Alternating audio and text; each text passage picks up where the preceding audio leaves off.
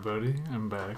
This is Michael with oneskyastrology, and I will be taking a look at the whole lunar cycle starting October 27th or 28th. It depends on where you are in relation to the universal time, but because it's close to midnight, and so for some people like me it'll be the 27th. For I think Europe, it'll be the 28th. We'll be looking at that new moon and that subsequent lunar cycle today.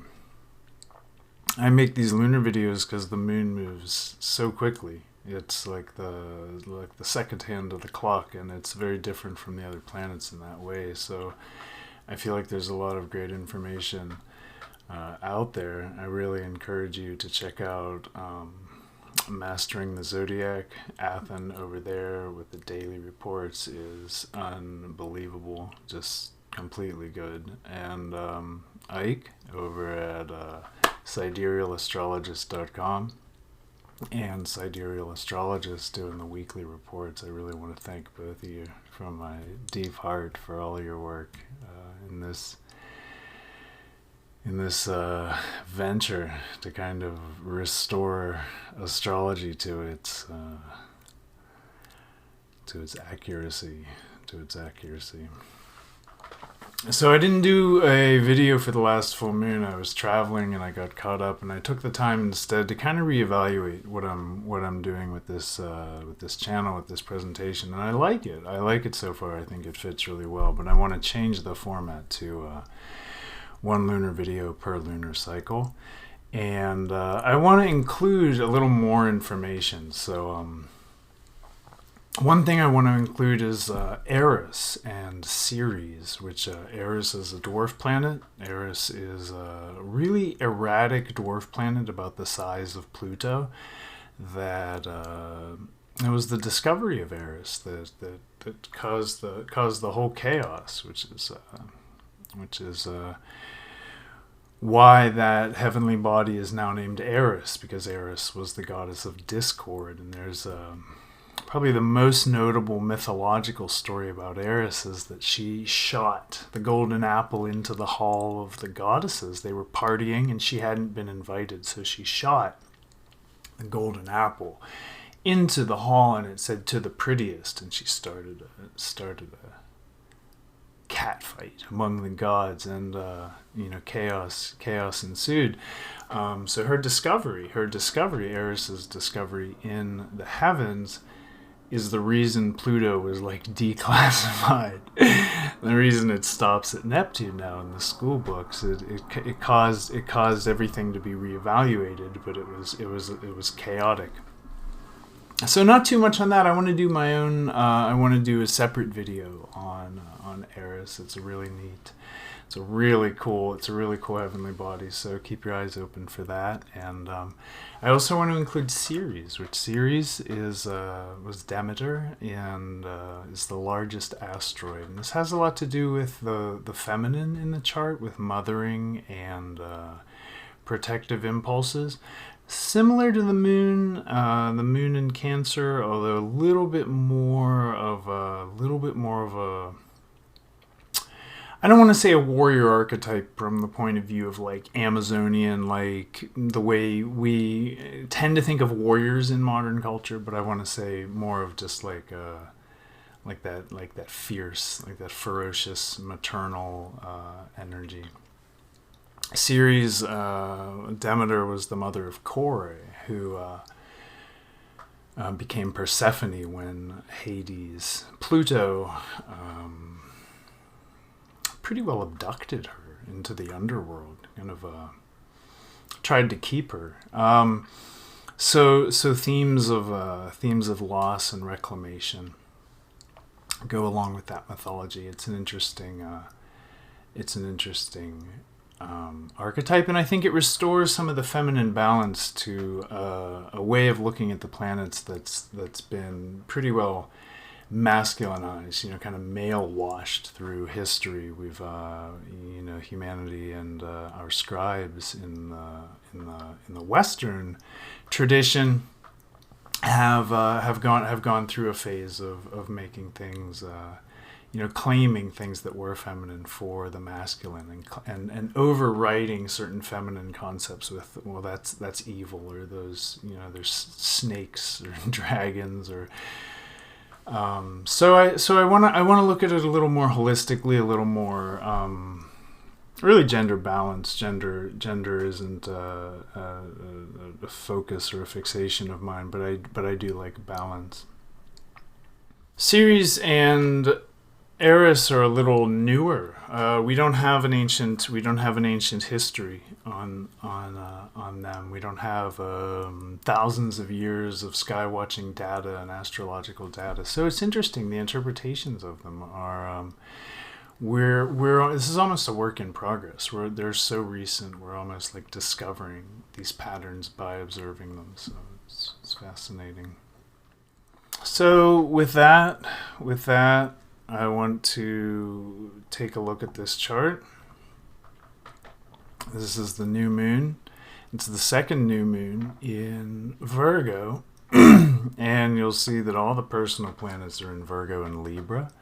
Now the full moon is going to be in Aries, and it'll be reflecting the Libra sun. So there's a big shift into Libra theme this lunar cycle. We're going to be going from practical, grounded, pragmatic, improving, helpful Virgo to a kind of more kind of bird's eye view, a kind of the view from the tower of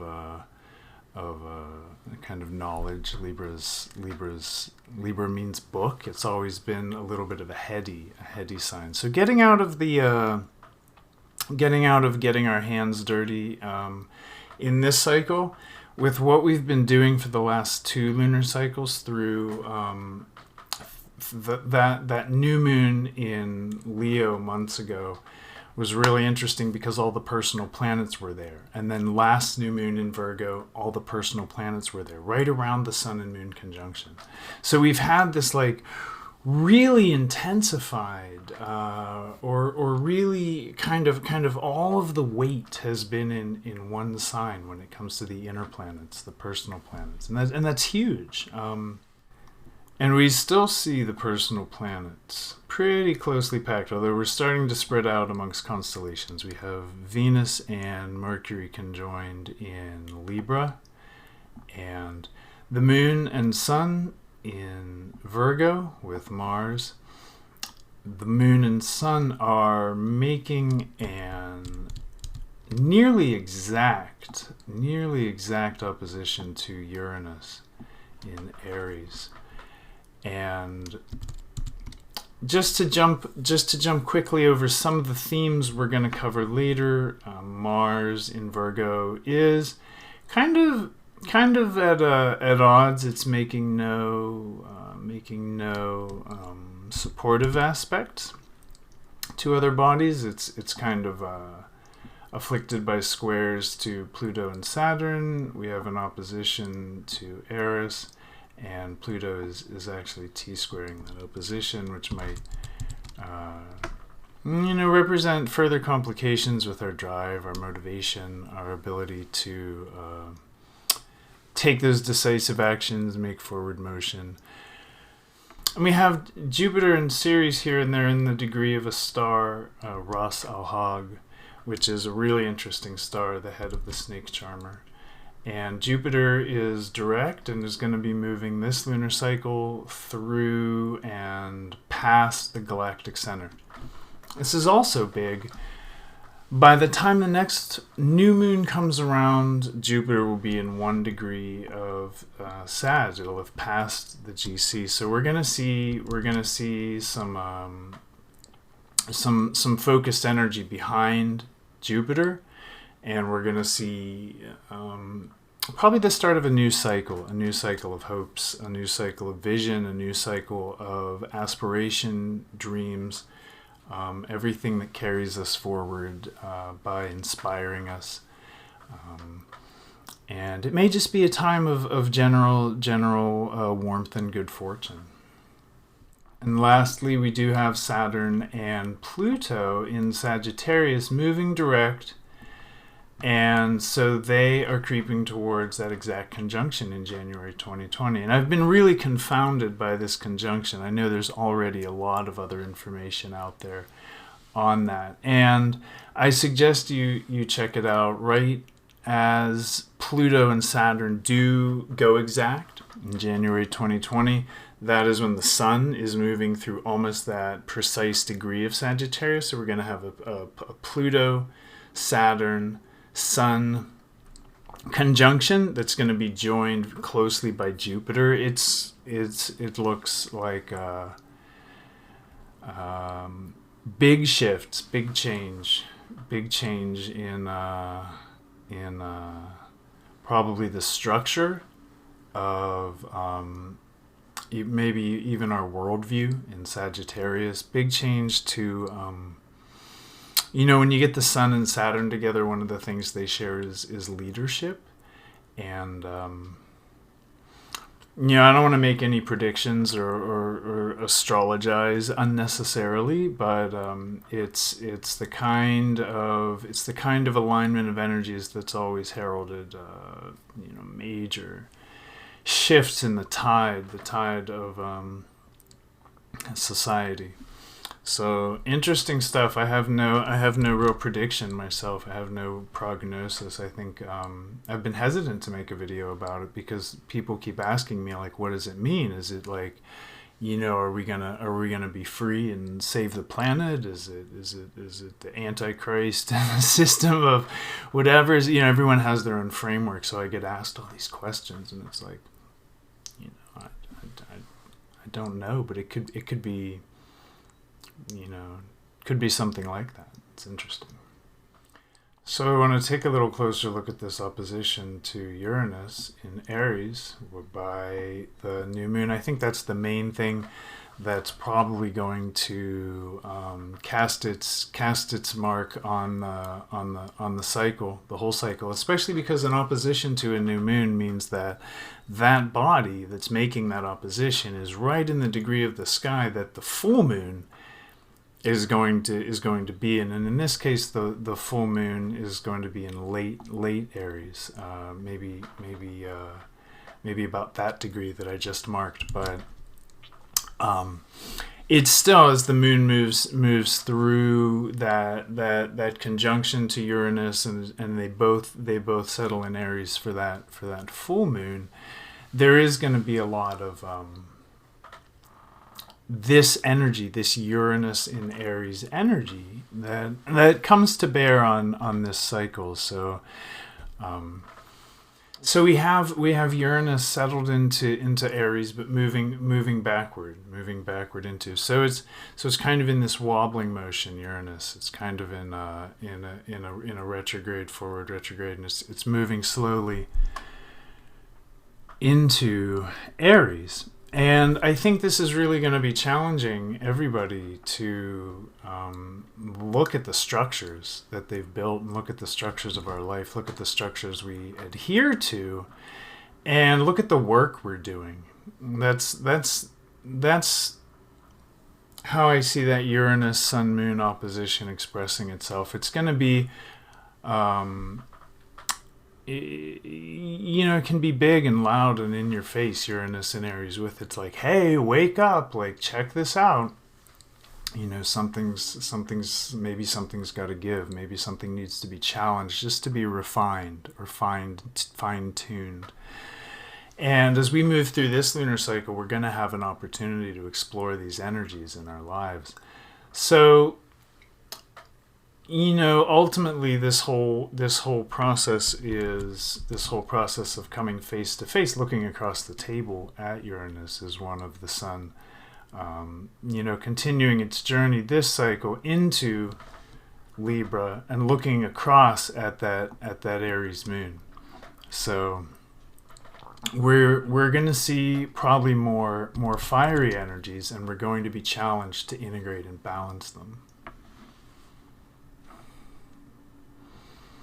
And the dispositor of Uranus, Mars, is here in Virgo, sort of challenged at this time.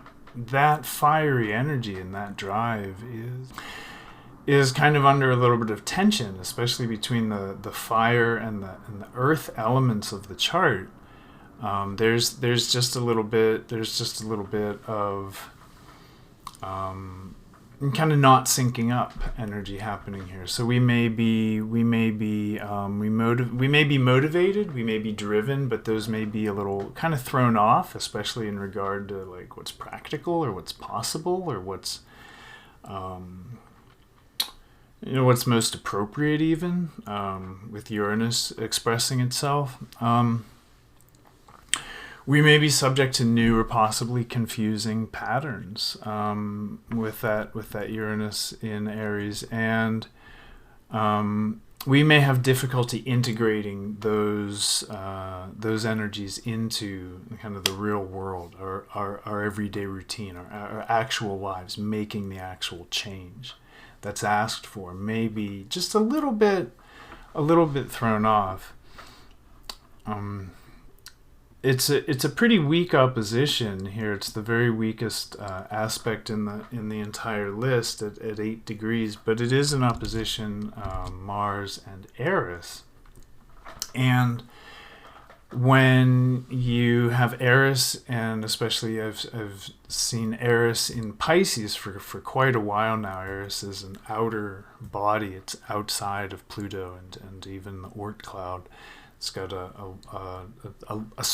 long, strange orbit that I'll cover in a separate video. But it represents upheaval and chaos. And so we have these two bodies of kind of that bring the new, the next, this kind of radical approach to things, like let's shake it up. We have these bodies in the sky, and they're opposing pretty much everything in Virgo. Everything. We have the sun and moon, and we have Mars down here. So I would expect this lunar cycle to be one that, and especially this new moon, I would expect when these alignments are really close, that this could be a time where we're challenged, and we're challenged by things that could even be jarring or unusual, very explosive, kind of unexpected. That's kind of the template. These two, Uranus and Eris, these two kind of wild forces looking across the table at everything we've got going on in Virgo, where the new moon is. We have Venus and Mercury in Libra. They're pretty well placed. Venus rules Libra, so Venus is very happy there, making positive aspects up to Chiron. This could be a time of healing energy, healing through relationship, healing through relating to others. A time when we can maybe give voice or talk about justice, fairness, balance, healing. And maybe we can be heard or make some healing progress. That's signified by that trine to Chiron. And Venus will move through Scorpio this cycle, while Mercury will go retrograde and join the Sun and head back almost to the early Libra. I want to take a look at one more interesting thing, because Jupiter and Ceres are here in the degree of Ras al-Hag, and Ras al-Hag is Arabic for the head of the snake charmer, and Ras al-Hag is Alpha Ophiuchus. And as you know, Ophiuchus is the serpent bearer. Asclepius, the one who worked with snakes, the visionary.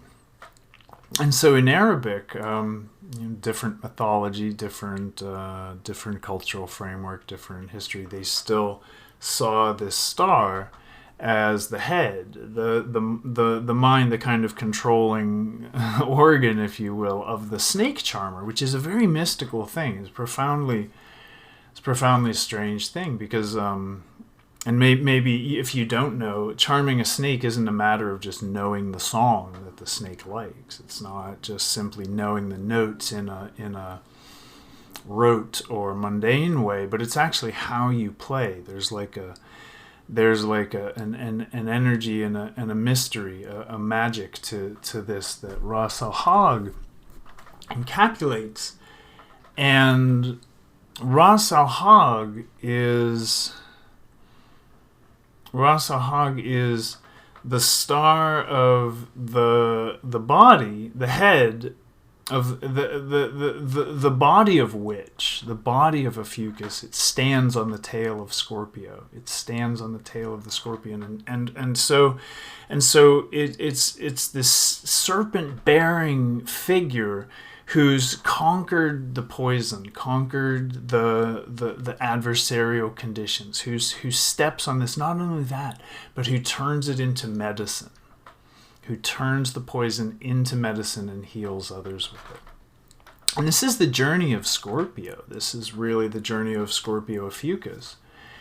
And as these planets, as Jupiter and asteroid Ceres make this journey through Ophiuchus, we have them in trine to Eris in Pisces. And so that energy of chaos that Eris might present to us in opposition to Mars, and that will intensify through, that will only get closer to exactitude as this cycle continues. But that oppositional energy, that chaotic energy, that energy of discord, and Eris is just throwing unexpected things in the mix. That's in harmony with this Jupiterian, this Ceres energy of they're in the perfect degree to take hold of negative circumstances and work with them skillfully, turning them into wisdom, turning them into medicine, turning them into what could be a weakness, turning it into a strength. And that's going to be really accentuated. That marks this lunar cycle. Jupiter and Ceres will both pass the GC from that point. So these are both going to remain heavily activated bodies, staying pretty closely in conjunction through this cycle, and again passing the galactic center. So maybe I read a planet passing the galactic center as a sort of new beginning, or a new phase of its expression. Kind of a that's like a 360 point, and then the next degree is just one, like the beginning of the story. So we may see some new ideas. We may see new vision for, this is collective. This is Sagittarius. This is Jupiter. This is big picture stuff. We may see new cultural vision. We may see new personal, artistic vision. We may see new ideas take root and start to drive people towards that expanse, that bigger world, that hopeful and that optimistic future.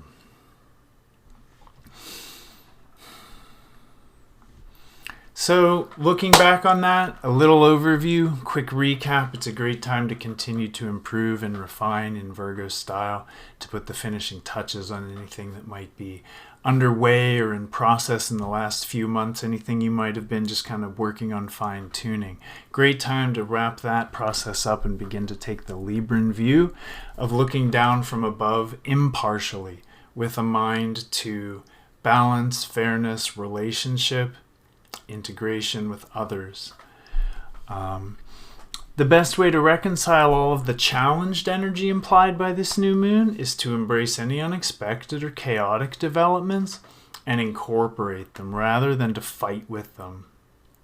It's really the most supported energy here, is whatever lemons life throws us, whatever curveballs, try to make some lemonade. Give it a swing, even though you don't like that. You don't like that pitch. That's sometimes leaning into where Jupiter is in a chart is a way to activate our own good fortune. And with Jupiter here in this degree of Ras Al Hag, that's the energy where we're going to find uplift.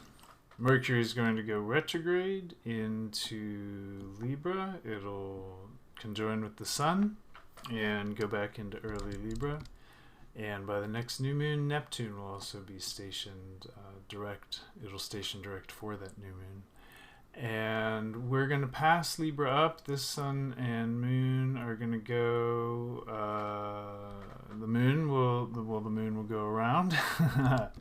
And the Sun will go right through Libra. And they'll meet up again in Scorpio. And at that time, I will see you, my friends, for the next lunar cycle overview.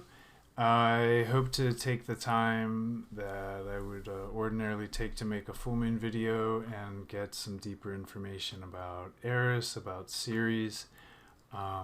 As always, thank you so much for watching, and I'll see you next time.